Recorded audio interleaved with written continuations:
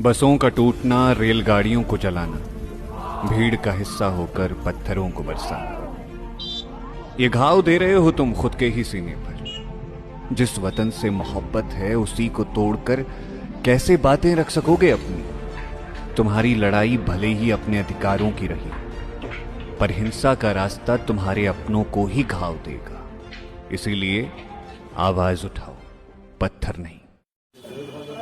पूरे देश के अंदर जिस तरीके से अग्निपथ योजना जो भारत सरकार लेके आई है सेना में बहाली को लेकर, इसके लेकर पूरे देश के अंदर छात्र आंदोलनरत हैं। सड़कों पे युवा नाराज और आक्रोशित होकर लगातार संघर्ष कर रहे हैं, जिससे देश की संपत्ति को भी नुकसान पहुंच रहा है। लेकिन देश के प्रधानमंत्री जो वैसे तो मन की बात करते हैं, छात्रों की बात करते हैं, लेकिन आज जब छात्र सवाल कर रहे हैं, नौजवान सवाल कर रहा है इस देश का, तो देश के प्रधानमंत्री मौन हैं। मैं सवाल पूछना चाहता हूं देश के प्रधानमंत्री से कि आखिर आपकी चुप्पी कब टूटेगी। देश जल रहा है और आप चुनावी मूड में अपने ऊपर पुष्प वर्षा करवा रहे हैं। शर्मनाक है ये।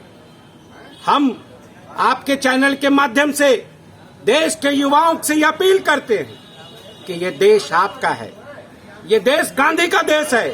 इस देश के अंदर हिंसा की कोई जगह नहीं। हमें अपने आंदोलन को बचाए रखना है।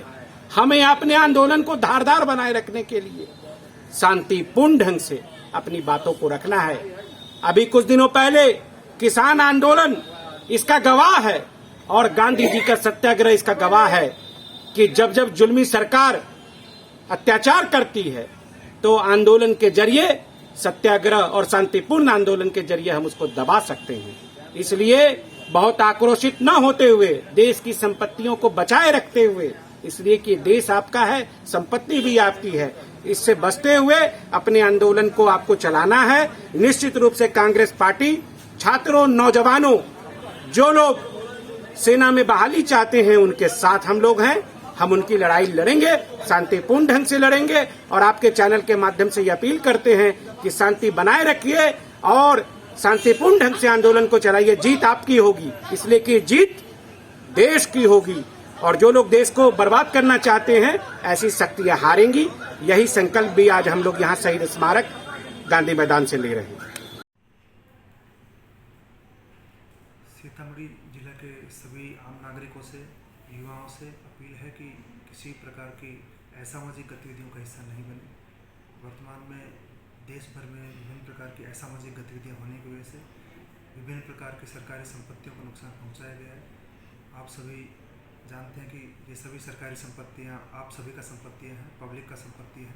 इन सभी को नुकसान पहुंचाना, ये अपने आप को नुकसान पहुंचाना है। इसलिए इन सभी संपत्तियों को नुकसान पहुंचाने वालों पर कड़ी कार्रवाई किया जाएगा। वर्तमान में जिला प्रशासन सीतामढ़ी द्वारा सभी प्रकार की गतिविधियों पर लगातार निगरानी रखा जा रहा है। सिचुएशन सभी जगह पीसफुल है।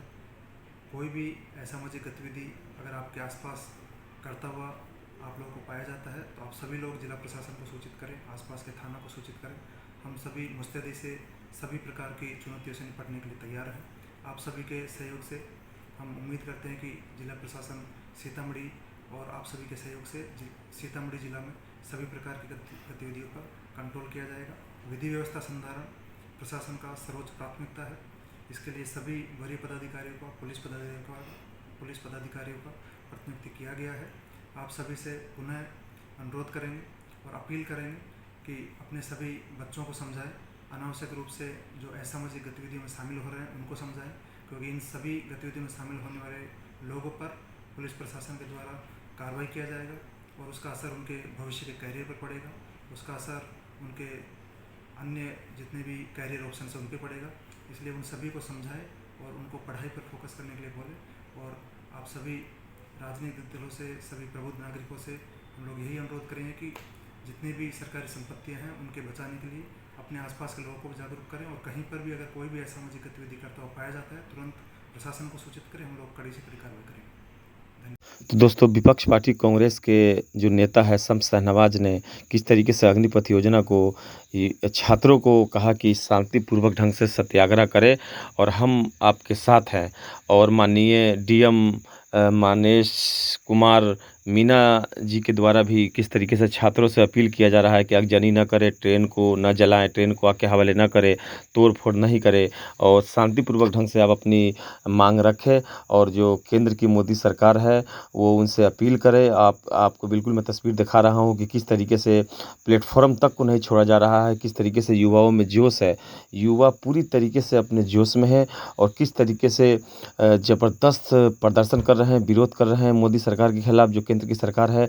यहाँ तक के टोल नाका है, या मैं आपको तस्वीर दिखा रहा हूँ, टोल नाका को भी पूरा तोड़ फोड़ कर दिया गया है और आग के हवाले कर दिया गया है। ट्रेन को भी नहीं बख्शा गया है, गाड़ियों को भी नहीं बख्शा गया है। किस तरीके से युवा जोश में है और किस तरीके से युवा का जोश ठंडा होगा, ये फ्यूचर की बात है दोस्तों। और ये सबसे बड़ा सवाल है दोस्तों कि किस तरीके से सेना बहाली को लेकर के ये सारा मुद्दा उठा है। और एक बात दोस्तों मैं मोदी सरकार से पूछना चाहता हूँ कि किस तरीके से ये मोदी सरकार जो भी योजना लेकर आती है उसमें विरोध बहुत ज़्यादा होता है। कभी CA, NRC, 3 तलाक, आपको बता दूँ सेना बहाली का जो अभी ये मुद्दा चल रहा है और किसान का जो मुद्दा अभी फ़िलहाल जस्ट गया है, उसमें किस तरीके से किसानों को लास्ट में वो कानून को वापस लेना पड़ा।